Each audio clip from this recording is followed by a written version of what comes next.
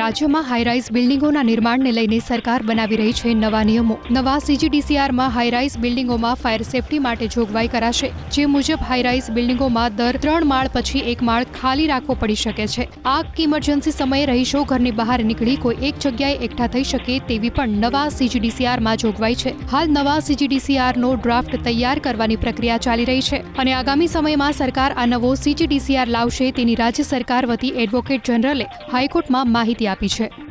રાજ્યમાં હાઈરાઇઝ બિલ્ડિંગોના નિર્માણને લઈને સરકાર બનાવી રહી છે નવા નિયમો। નવા CGDCRમાં હાઈરાઇઝ બિલ્ડિંગોમાં ફાયર સેફટી માટે જોગવાઈ કરાશે, જે મુજબ હાઈરાઇઝ બિલ્ડિંગોમાં દર 3 માળ પછી એક માળ ખાલી રાખવો પડી શકે છે। આગ કે ઇમરજન્સી સમયે રહીશો ઘરની બહાર નીકળી કોઈ એક જગ્યાએ એકઠા થઈ શકે તેવી પણ નવા CGDCRમાં જોગવાઈ છે। હાલ નવા CGDCRનો ડ્રાફ્ટ તૈયાર કરવાની પ્રક્રિયા ચાલી રહી છે અને આગામી સમયમાં સરકાર આ નવો CGDCR લાવશે તેની રાજ્ય સરકાર વતી એડવોકેટ જનરલે હાઈકોર્ટમાં માહિતી આપી છે।